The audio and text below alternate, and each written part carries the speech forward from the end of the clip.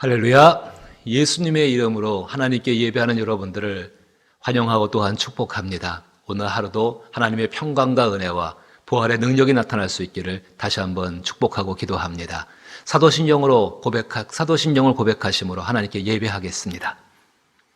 전능하사 천지를 만드신 하나님 아버지를 내가 믿사오며 그 외아들 우리 주 예수 그리스도를 믿사오니 이는 성령으로 잉태하사 동정녀 마리아에게 나시고 본디오 빌라도에게 고난을 받으사 십자가에 못 박혀 죽으시고 장사한 지 사흘 만에 죽은 자 가운데서 다시 살아나시며 하늘에 오르사 전능하신 하나님 우편에 앉아 계시다가 저리로서 산 자와 죽은 자를 심판하러 오시리라. 성령을 믿사오며 거룩한 공회와 성도가 서로 교통하는 것과 죄를 사하여 주시는 것과 몸이 다시 사는 것과 영원히 사는 것을 믿사옵나이다. 아멘. 찬송가 62장입니다. 고요히 머리 숙여 62장입니다.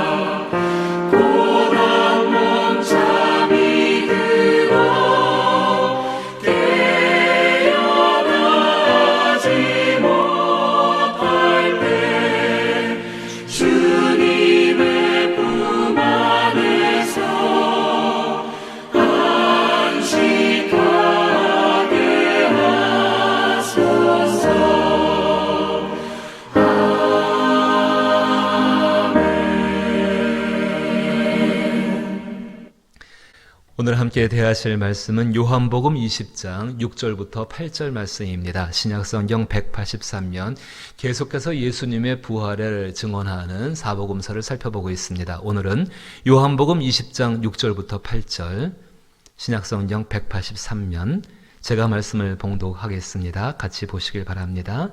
요한복음 20장 6절로부터 8절입니다. 시몬 베드로는 따라와서 무덤에 들어가 보니 세마포가 놓였고 또 머리를 쌌던 수건은 세마포와 함께 놓이지 않고 딴 곳에 쌌던 대로 놓여 있더라. 그때야 무덤에 먼저 갔던 그 제자들도 들어가 보고 믿더라. 아멘. 계속해서 부활이 일상이 되는 삶을 이야기하고 있습니다. 부활의 일상이 되는 삶을 살기 위해서는 모든 것이 예배에서 시작하기에 하나님께 예배할 때에 예수님의 부활하신 그날 아침에 예수님을 만났던 사람들처럼 경외감과 친밀감을 가지고서 예배하자라고 말씀을 드렸습니다. 그리고 어제에는 정말 부활이 일상이 되는 삶을 살기 위해서는 우리 영성, 신앙생활의 바탕이 하나님 말씀대로 이루어진다는 그 믿음을 가지고서 살아가자라고 말씀을 드렸습니다. 오늘은 사랑의 증거를 찾는 삶을 우리는 행해야 합니다. 사랑의 증거를 찾는 삶. 부활하신 그 예수님께서 부활을 믿지 못하는 사람들, 당연한 것이겠지요. 죽은 사람이 살아난다는 것을 어떻게 믿겠습니까? 그 당연한 것, 정말 믿지 못하는 그 사람들을 위해서, 그 사람들에게 부활을 믿게 하기 위해서 당신의 사랑과 배려로서 빈 무덤 가운데 남겨오신 증거들이 있습니다. 그 증거들에 대해서 살펴보기를 원합니다. 정말 예수님의 사랑과 배려는 깊습니다. 빈 무덤, 그 빈 무덤만 가지고도 충분한 증거가 될 수 있는데 그것만 해놓으신 것이 아니라 그 빈 무덤 안에 당신이 스스로 살아나셨다는 것을, 하나님이 살려내셨다는 것을 증거하기 위한 증거들을 남겨놓고 있다는 것입니다. 놀라운 것은 그 증거들 가운데 더 깊은 증거를 발견할 수 있는 것은 하나님을 사랑하는 사람들, 예수님을 사랑하는 사람들, 우리 예사랑교회의 이름의 뜻이 예수를 사랑하는 사람들의 모임 아닙니까? 그 사랑하는 사람들만이 발견할 수가 있습니다. 복음서의 저자들 중에서 특별히 이것에 대해 말하고 있는 사람이 누가와 요한입니다. 누가와 요한은 예수님이 부활하신 그 증거로서 빈 무덤만을 말하는 것이 아니라 그 예수님께서 죽임을 당하신 연후에 아리마대 요셉에 의해서 장사를 치르면서 세마포로 예수님의 몸을 감쌌던 것이 있습니다. 그 세마포가 무덤 안에 이렇게 놓여 있는 것을 말을 합니다. 그런데 예수님께 특별한 사랑을 받은 제자가 있는데 그 제자가 바로 요한입니다. 그 요한은 예수께서 남기신 그 사랑과 배려의 증거로서 한 가지를 더 말을 하고 있습니다. 그 요한이 한 말을 오늘 본문인데 그 본문을 조금 주의하여 깊게 보게 되면은 제가 다시 한번 읽어보면요. 자, 6절 말씀 다시 보시면 시몬 베드로는 따라와서 무덤에 들어가 보니 세마포가 놓였고 또 머리를 쌌던 수건은 세마포와 함께 놓이지 않고 딴 곳에 쌌던 대로 놓여 있더라. 그때야 무덤에 먼저 갔던 그 제자들도 들어가 보고 믿더라. 누가복음은 이 똑같은 장면에 대해서 누가복음 24장 12절에 이렇게 이야기합니다. 베드로는 일어나 무덤에 들어가서 굽으러 들여다보고 세마포만 보이는지라 그 된 일을 놀랍게 여기며 집에 돌아가느니라. 이런 일이 있었죠. 부활의 아침에 예수님의 무덤을 찾아 나온 여인들, 그 여인들이 제자들이 모인 곳을 찾아가서 예수님께서 다시 살아났다는 것을 증언을 하게 되어집니다. 그러자 그 예수님의 제자들이 그 소식을 듣고서 무덤 정말 그게 맞나 안 맞는가를 알기 위해서 급히 뛰어나갑니다. 오늘 본문 읽으신 그 20절이 오늘 읽으신 말씀에 속해 있는 요한복음 20장을 보시면 1절에 안식 후 첫날 일찍이 아직 어두울 때에 막달라 마리아가 무덤에 와서 돌이 무덤에서 옮겨진 것을 보고 시몬 베드로와 예수께서 사랑하시던 그 다른 제자에게 달려가서 말하되 사람들이 주님을 무덤에서 가져다가 어디에 두었는지 우리가 알지 못하겠다 하니 자, 3절 보니까 베드로와 그 다른 제자가 나가서 무덤에 갈새 둘이 같이 다름질하더니 그 다른 제자가 베드로보다 더 빨리 달려가서 먼저 무덤에 이르러 구부려 세마포 놓인 것을 보았으나 들어가지 아니하였더니 이제 오늘 읽으신 본문입니다. 시몬 베드로는 따라와서 무덤에 들어가 보니 세마포가 놓였고 또 머리를 쌌던 수건은 세마포와 함께 놓이지 않고 딴 곳에 쌌던 대로 놓여 있더라. 그때야 무덤에 먼저 갔던 그 제자들도 들어가 보고 믿더라라고 말씀을 해주고 있습니다. 자, 갔습니다. 갔는데 요한이 처음 도착을 했죠. 도착했지만은 들어가지를 못합니다. 베드로는 들어갑니다. 나중에 도착했지만. 들어가서 베드로의 눈에 보인 것은 세마포와 그리고 거기 섰던 수건입니다. 누가복음은 베드로가 그 수건에 집중하지 않았음을, 그냥 세마포만 봤음을 이야기를 하고 있죠. 근데 나중에 들어간 그 요한은 세마포도 보지만은 그 옆에 있는 머리를 싼 그 수건을 보면서 그 수건의 의미를 알게 되고 그것이 어떤 의미인지를 자신의 믿음으로 연결시키고 있는 것입니다. 예수 부활을 부인하는 주장들이 여러 가지가 있었습니다. 당장 오늘 요한복음 20장 말씀만 보아도 이 2절 말씀 보면은 시몬 베드로와 예수께서 사랑하시던 그 다른 제자에게 달려가서 말하되 사람들이 주님을 무덤에서 가져다가 어디에 두었는지 우리가 알지 못하겠다. 당시 예수님 시대 가운데만 해도 이 무덤을 도굴하는 사람들이 많았습니다. 그래서 정말로 예수님의 부활을 부인하는 그 주장 중에서, 여러 주장 중에서 예수님의 시신을 누군가가 훔쳐갔다. 그 도적설이 굉장히 오랜 시간 동안 사람들 입에 회자했습니다. 그런데 오늘 성경은 그 부활을 분명히 증언을 하고 있습니다. 그 증거가 분명합니다. 자, 보십시오. 그 요한의 이야기를 보게 되면은 세마포가 놓였다라고 할 때에, 오늘 읽으신 본문에 그 6절 말씀 보면은 끝부분에 시몬 베드로는 따라와서 무덤에 들어가 보니 세마포가 놓였다라는 말을 씁니다. 그 놓였다는 말을 우리 이 성경의 원어대로 하면은 케이마이라는 말인데 이런 뜻입니다. 원래의 상태대로 놓여져 있었다. 예수님이 시신을 세마포로 쌌죠. 그 쌓여진 상태 그대로, 현장 그대로 놓여져 있다라는 의미입니다. 그런데 그 머리를 쌌던 수건은 세마포와 함께 놓이지 아니하고 딴 곳에 쌌던 대로 놓여 있더라라고 있습니다. 거기에 놓여 있다라는 말은 좀 발음이 어렵습니다. 엘렌리소라는 말인데 이런 의미입니다. 개케어져 있다. 개케어져 있다. 예수님의 머리를 쌌던 수건이 있습니다. 그 수건 쌌던 모습이 쌌던 그 원래의 모습 그대로 그 수건이니까 아무래도 롤식으로 돼 있었겠지요. 둥그렇게. 이렇게 둥그렇게 말아서 정리가 된 채로 다른 곳에 있었다는 것입니다. 만약에 예수님의 시신을 누군가 도둑질했다고 쳐보십시다. 그럼 그 도둑질하는 사람들이 몸을 감싼 세마포를 그 원래 그대로 모습 그대로 놓아두고 가겠습니까? 아니, 머리를 감싼 수건들을 갖다가 잘 말아가지고 다시 정말 정리를 잘 해가지고 그 옆에, 그것도 세마포가 아니라 딴 곳에 가지런히 놓아두고 가겠습니까? 절대 그럴 일은 없습니다. 그 무덤 안에서 몹시 놀랍고 당황스러운 현실 가운데에서 이 요한은 예수님의 특별한 사랑을 받은 사람입니다.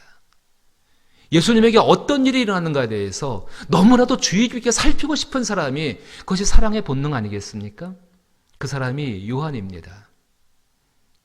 예수의 머리를 감쌌던 수건이 따로 놓여 있는 것을, 그것도 정리정돈해서 놓여 있는 것을 이 요한은 놓치지를 않습니다. 그리고 그것을 예수님은 정말로 살아나셨구나, 부활에 대한 믿음으로 연결시킵니다. 그것이 오늘 8절입니다. 그때야 무덤에 먼저 갔던 그 다른 제자도 들어가 보고 믿더라. 예수께서 부활하시는 그때에 구체적으로 어떻게 예수께서 다시 살아나셨는지를 우리는 구체적으로 알 수가 없습니다. 잠언 말씀 한 가지를 기억합니다.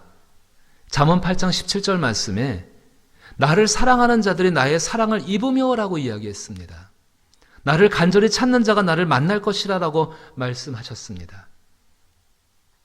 얼마나 이 사도 요한이, 사랑의 사도라 불리는 이 요한이 예수님에 대해서 간절했으면, 그 사랑을 가지고 찾았으면 그 증거들을 발견하게 되는 것입니다. 예수님께서는 당신의 부활에 그것을 믿지 못하는 사람, 그 사람들을 위해서 깊으신 사랑과 배려로서 증거들을 남겨놓으셨습니다. 그리고 무덤을 떠나가셨습니다. 이거는 지금 우리의 삶에도 마찬가지인 줄로 믿습니다. 분명히 예수님께서는 그 부활하신 예수님의 능력은 그 능력으로 살기를 원하는 사람들에게, 그 예수를 사랑하는 사람들에게, 간절히 찾는 사람들에게 내 안에 부활하신 예수의 능력이 있음을 나타내는 증거들을 우리 가운데 보여주신다는 사실입니다.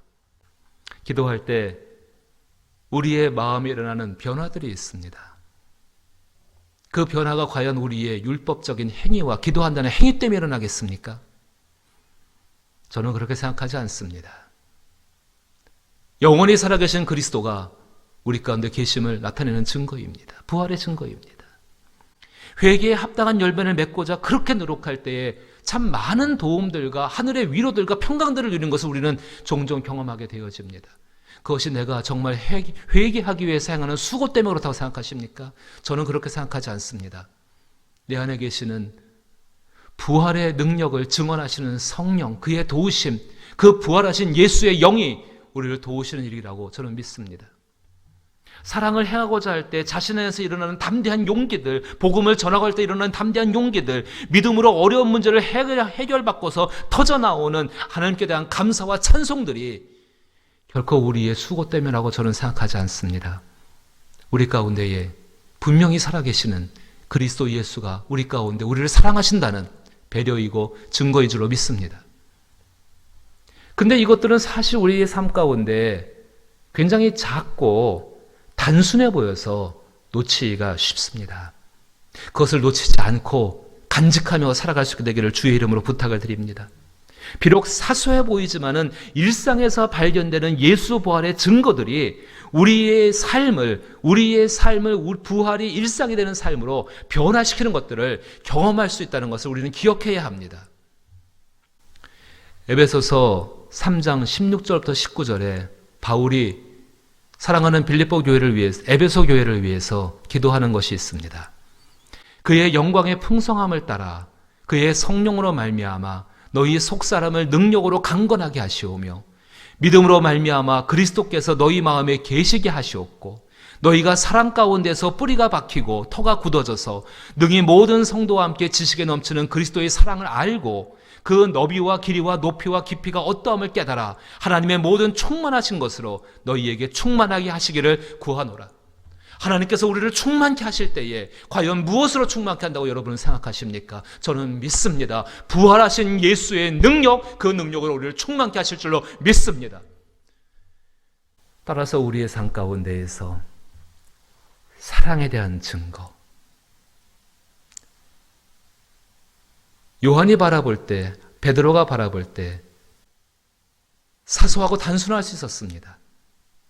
하지만 그 사소하고 단순한 것들 속에서 요한은 주께서 살아나셨구나 믿음으로 연결합니다. 그와 같은 우리의 신앙의 습관들이, 그래서 그것이 감사로 이어지고 찬송으로 이루어지고 또 우리의 소망이 이루어진다는 믿음과 확신으로 이어질 수 있기를 나사렛 예수 이름으로 축복합니다.